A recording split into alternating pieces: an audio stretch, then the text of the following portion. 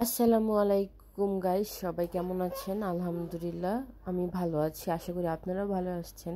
আর আজকে এই যে রান্নার একটা রেসিপি নিয়ে চলে আসলাম। ইফতারি করার পর আজকে আমি এই মাছটা রান্না করছি।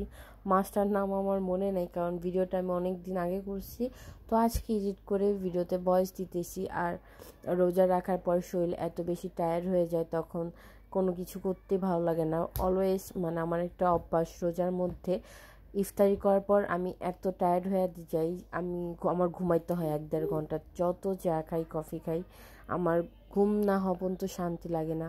আর এইবার তো বাবু, এর আগে তো বাবু ছিল না, তো এত বেশি ঝামেলা, কাজ কামে না কোনো প্যারা ছিল না। তো এখন তো বাবুর সাথে আমাদের টাইমিংটা মিলতেছে না, যার কারণে সকালবেলা ঘুম থেকে উঠাও একটা অনেক বড় আমার কাছে যুদ্ধ মনে হয়, আবার রাতের বেলা এটা যুদ্ধ মনে হয়। সব কিছু মিলিয়ে অনেক বাজে একটা সময় যাচ্ছে।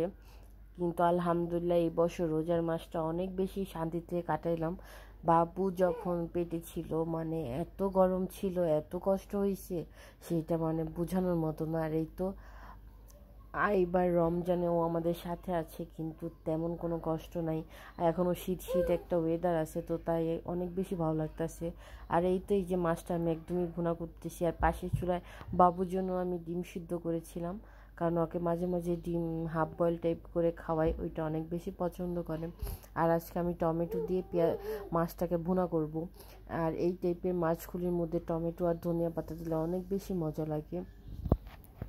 আর পেজে কিছু আপুদের উদ্দেশ্যে বলতে চাই যে আমি অনেক দিন যাবতীয় পেজে কাজ করতেছি, কাজ করতে করতে যেটা নোটিস করলাম, কেউ যদি আমাদের ভিডিওতে কমেন্ট করে, লাইক করে, তাহলে আমরা তার ভিডিওতে যে লাইক কমেন্ট করি। তাছাড়া আমরা কেউ কারো ভিডিওতে কমেন্ট লাইক করি না। এই কাজ করা বন্ধ করা উচিত আমাদের সবার। এই যে বড় বড় যে ব্লগারগুলি, তারা তো এই কাজ করে না, আমার মনে হয় না।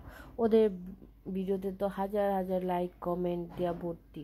তো এই যে যে ওদেরকে যে আমরা কমেন্ট করতেছি, আমরা কি কোনো আশাই করতেছি না যে ওরা আমাদের পেজে যে লাইক কমেন্ট করবে? এগুলি কোনো আশাই যখন আমরা করি না, তো আপনার মতো যারা আমার মতো যে একটু ভিডিও বানায়, জানি একটু ভিউ হয়, ভালো লাইক কমেন্ট আছে, যারা আমরা এরকম আশা করি, কিন্তু না, আমার ভিডিওতে লাইক কমেন্ট দেয় না দেখা আমি তার ভিডিওতে দিব না, বা আমার এই জিনিসগুলি চিন্তা ভাবনা আমি মনে করি আসলেই বন্ধ করা উচিত। এখানে সবাই কাজ করতে আসছি, আল্লাহ যার ভাগ্যে সফলতা লেখা রাখছে যে ভালো ভিডিও দিতে পারবে, যার কন্টেন্ট সবার কাছে ভালো লাগবে, সেই হিট হবে, তাছাড়া তার হবে না।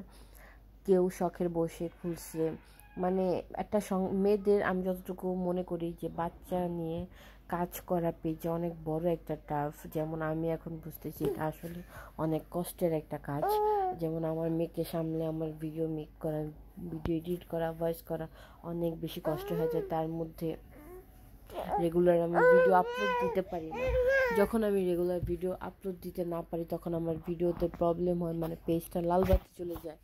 কিন্তু ওই টাইমগুলিতে আমার অনেক বেশি কষ্ট লাগে যে আপনারা ঠিক মতো সাপোর্ট করেন না, কি আর বলবো।